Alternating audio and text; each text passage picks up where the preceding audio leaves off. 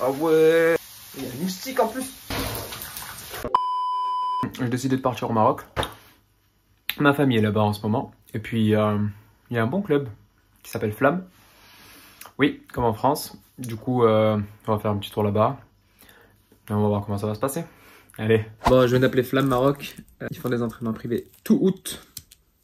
Je vais essayer de gratter, voir si je peux filmer ça. Et puis surtout si je peux m'entraîner, quoi. Allez, je vais essayer de vous emmener là-bas. Mais attends, je parle de Flamme. Vous connaissez Flamme ?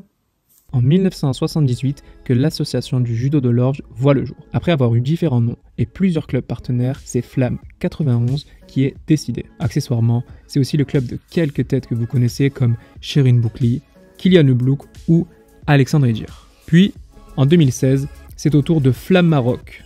Pourquoi au Maroc ? Y a-t-il des projets ? Comment ça se passe là-bas ? On y répond tout de suite avec Laurent Mathieu. Générique Serge.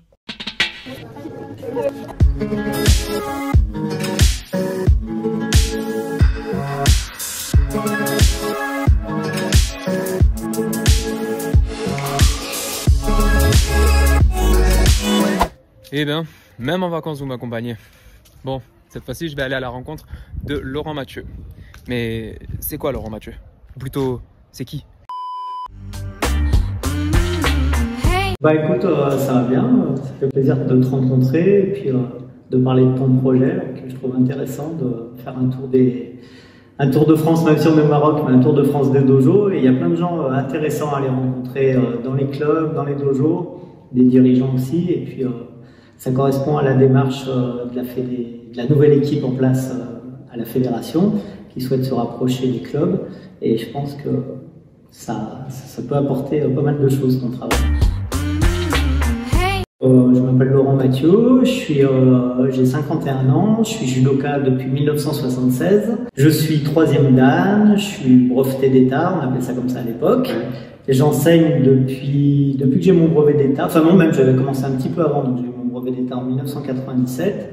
Et je n'ai jamais cessé d'enseigner. Et puis je suis arrivé au Maroc en 2016 et j'ai ouvert un club. Voilà, et puis la passion toujours qui me guide. Là, j'ai le club et le dojo de mes rêves, on va dire, en tout cas, dont tout prof pourrait rêver. J'ai un bel outil de travail. Alors, All Judo, moi, je l'ai créé en 2006. À l'époque, il y avait pas de site sur lequel tu pouvais trouver tous les résultats des championnats du monde, championnats d'Europe, championnats de France. Ça n'existait pas. Et donc, je me suis lancé là-dedans. J'avais commencé à faire quelques petits sites internet, mais je ne savais pas programmer. Et pendant 2 ans, j'ai appris la programmation, j'ai recueilli des informations, des résultats, etc. Et j'ai lancé All Judo en 2006. Et rapidement, j'ai eu des retours, j'ai eu des contacts avec des athlètes de l'équipe de France qui m'ont dit « Ah, c'est bien, etc. » Il n'y avait rien. Ouais, il n'y avait rien. Et puis voilà, l'aventure a démarré comme ça. Après, j'ai fait la connaissance de Stéphane Nomis. Lui, via sa société Hippon Technologique, donc une société d'informatique, qui m'a aidé à développer le site techniquement un petit peu. Donc ce besoin qu'il y a eu à un moment donné d'avoir le résultat de manière immédiate, maintenant il est largement comblé par les fédérations. Et puis après, moi de temps en temps, alors c'est moins le cas, mais quand il y avait l'ancienne équipe fédérale, j'ai été un opposant parce que donc j'étais bon, moi parfois on m'a reproché mon manque de neutralité en tant que média, mais moi je me considère pas comme un média, hein. Je suis un artisan finalement, tu vois, j'ai fait ce truc-là tout seul, avec des gens de bonne volonté qui m'ont donné des coups de main. Et ça me laisse cette liberté de, quand je vois quelque chose qui est pas bien, de le dire, et je me donne pas l'obligation d'y mettre les formes, quoi. Parce que c'était pas supportable en fait la manière dont la fédération a été gérée avant l'arrivée de la nouvelle équipe. Ben, je leur souhaite bonne chance. Non, mais je les connais, et puis voilà, mais je vois déjà que ça y est, ils se sont retroussés les manches, que ça avance, que je pense même que l'état d'esprit un petit peu qu'il y a à Tokyo, ils y sont pas totalement étrangers, quoi. Mon arrivée à Marrakech, ça s'est fait par hasard. En fait, la société Hippon Technologie ouvrait une filiale au Maroc. Dans une discussion avec Stéphane Nomis, j'ai appris qu'il ouvrait une filiale, je me suis proposé, il m'a dit oui, effectivement, c'est une bonne idée, et voilà, ça s'est fait comme ça en quelques semaines en fait. en dehors du nom et puis de l'amitié qui nous lie, il n'y a pas de lien administratif. Alors, il y a une volonté, il y a aussi les circonstances, il y a aussi le fait qu'on est un club privé, donc on a aussi besoin de gagner de l'argent. On a 2 surfaces de tapis, une grande surface de tapis en bas, une autre surface en haut, donc on essaye de trouver des activités pour exploiter tout ça, mais on essaye aussi de rester cohérent avec ce qu'on est et avec ce qu'on propose. Donc on est sur des arts martiaux japonais, hein, on fait judo, jiu-jitsu traditionnel, aïkido, karaté.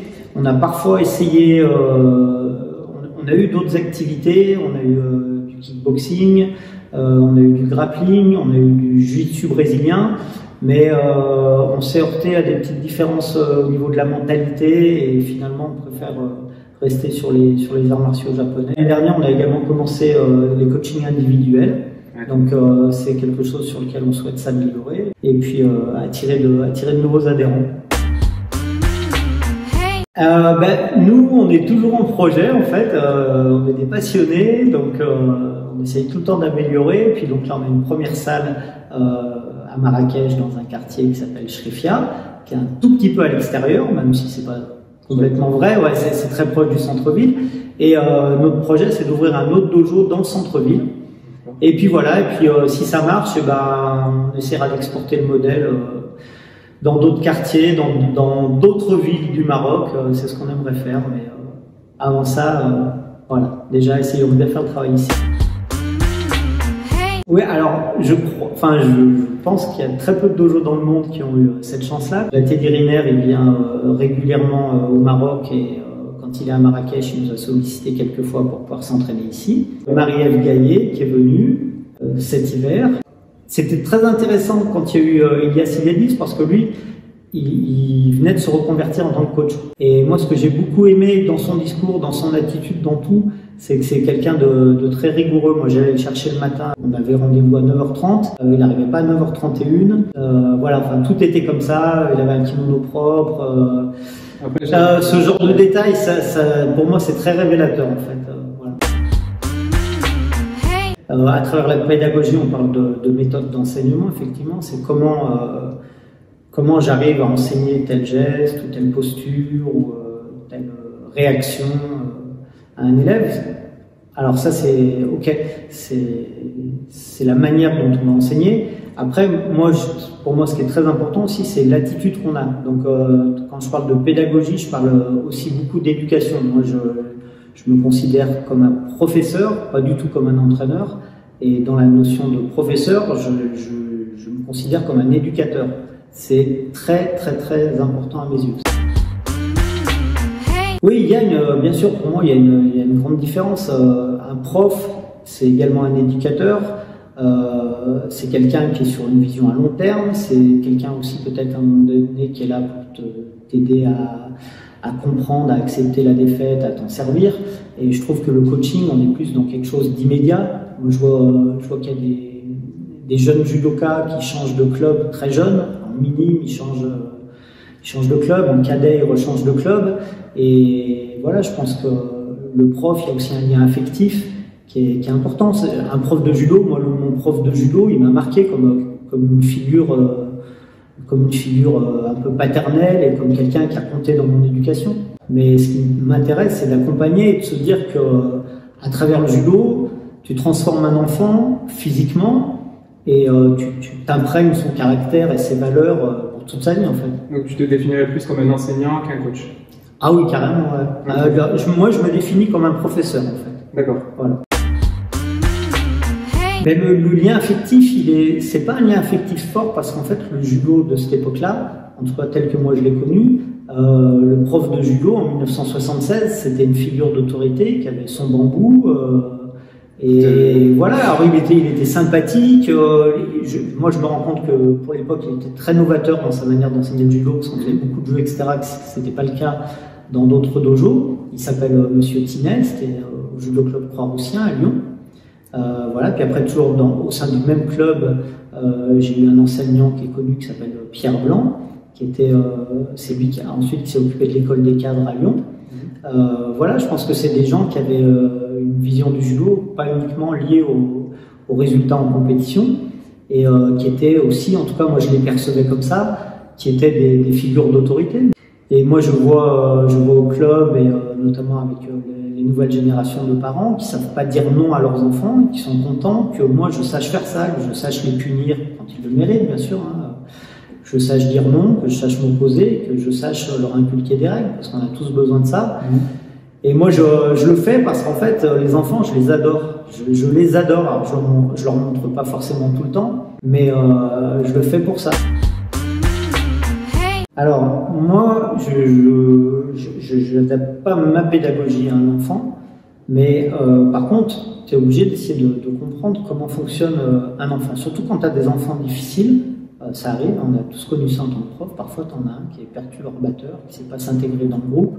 Et donc là, tu es obligé de tester différentes choses. Et parfois, tu sais pas, hein, tu vas tester l'autorité, tu vas tester les discussions avec les parents, tu vas tester de le changer de cours. Enfin voilà, parfois tu es confronté à des situations que tu n'as jamais vécues, hein, même quand tu enseignes depuis 25-30 ans. Voilà, mais après, ça fait partie de ton boulot, en fait, d'essayer de trouver la clé. Mais après, sinon, non, tu peux pas adapter à chaque enfant ton discours, et tu essaies quand même d'avoir un discours global. Bah, ce que j'aime, c'est que ça donne un cadre, en fait, des repères de technique par niveau de ceinture, et puis après, des repères de situation par niveau de ceinture. C'est de simple, hein, tu vas commencer avec des ceintures demi-jaunes, bah, tu vas travailler, par exemple, sur les immobilisations. Tu vas commencer les immobilisations, puis après le niveau d'après, tu vas travailler les sorties, puis le niveau d'après, tu vas travailler des amenés sur cette immobilisation. Donc voilà, ça te donne quand même des repères par rapport aux situations, par rapport au niveau de technique. Il n'y en a pas. Il n'y en a pas. Donc ici, de ce que j'ai pu voir, en fait, la manière d'enseigner le judo aux enfants, c'est un peu une réplique de la manière d'enseigner aux adultes. Donc on est très tôt un petit peu dans une forme de dureté, dureté morale sur l'autorité, et aussi sur l'intensité des entraînements, sur des choses très physiques, où on prend des raccourcis sur la technique, on fait travailler tout de suite Ippon à genoux, par exemple. Il y a des profs qui sont peu formés, alors ça veut pas dire qu'ils sont pas bons, hein. Ici, il y a beaucoup de profs qui connaissent bien le judo, qui sont bons techniquement, qui ont été des bons compétiteurs, mais par contre, ils n'ont pas eu ces outils, ils n'ont pas été formés.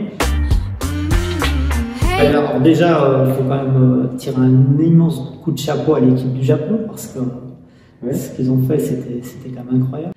Tu vois aussi qu'ils ont quand même cette capacité à vraiment atteindre l'excellence, et je crois que, en tout cas, s'il y a quelque chose à apprendre chez eux, plutôt que la manière de faire, c'est plutôt cette exigence qu'ils ont. Parenthèse sur les Japonais fermés, parce que je suis comme tout le monde, j'adore les voir combattre, mais j'aime bien quand on les bat aussi.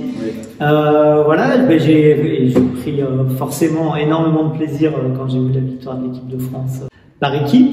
Je pense qu'on avait les catégories qui fonctionnaient bien pour nous, et puis on avait aussi, il y a toujours quelque chose qui est très motivant dans le sport, c'est quand tu veux prendre ta revanche. Et il y avait Teddy Riner qui voulait prendre sa revanche, il y avait Axel Clerget qui voulait prendre sa revanche, pourtant il était parti pour faire une belle journée, ça n'a pas tourné en sa faveur. Teddy Riner qui était le favori. Voilà, bon, il y a eu Margot Pinot qui a raté sa compétition individuelle, qui a frisé un peu la catastrophe contre l'Israël, et puis voilà, ce désir à un moment de dire non, je veux pas partir sur un échec, et il gagne ce combat décisif. Guillaume Chen aussi, voilà, qui a pas eu de médaille en individuel, mais qui gagne ces deux combats. Voilà, ça c'est la magie des équipes, quoi. On va dire Amandine Bouchard. Je pense qu'Amandine Bouchard, elle fait partie de celles qui sont vraiment tout près d'avoir cette médaille d'or. Donc là, il n'y a eu que Clarisse. Bon, voilà, il y en aura d'autres. Les noms, Amandine Bouchard. Je vais pas toutes les citer, mais voilà, toutes les filles. Et puis il y aura, j'espère, des garçons aussi d'ici 3 ans. J'y crois, c'est à lui qu'il faut poser la question, hein. Le corps humain, à un moment donné, quand il peut plus, donc il s'est beaucoup blessé ces dernières années. Après, il a annoncé au Trocadéro, mais moi je te pose la question. Moi, s'il l'a annoncé, tant mieux, hein. Je pense qu'il est capable encore de gagner les JO dans 3 ans, ça c'est une certitude. Il est largement en mesure de le faire, mais pour moi, en tout cas, le point critique, c'est son corps, quoi. Je dirais tout. Voilà, tout parce qu'en fait, ma personnalité, c'est le judo. Ma forme physique, c'est le judo. Une grosse partie des rencontres que j'ai faites dans ma vie, c'est le judo. Le meilleur ami que j'ai ici au Maroc, je le salue, il s'appelle Hicham, c'est mon associé ici au club. C'est grâce au judo que je l'ai connu. Je suis arrivé au Maroc via Stéphane Nomis, donc via le judo. Donc voilà, en tout cas, s'il n'y avait pas eu le judo dans ma vie, elle aurait été complètement différente. Vraiment complètement différente. Ce que j'apporte au judo, j'essaye de... Ma passion, moi je suis un passionné, hein, je m'entraîne, j'enseigne, je m'occupe de haut judo, voilà, je suis un passionné, je regarde bien sûr, je parle, ça a parlé de judo, ça peut partir, ça peut durer des heures, hein, quand tu te retrouves entre judokas, tu fais un bon repas, tu bois un peu, et voilà, c'est la passion, quoi. Juste pour vous dire que l'interview est finie, que vous pouvez vous abonner. Je vous laisse avec des petites images de mon périple au Maroc sur le son de mon collègue Issam, le rappeur. Et il y a le petit bonus à la fin. Allez, à plus. Wow.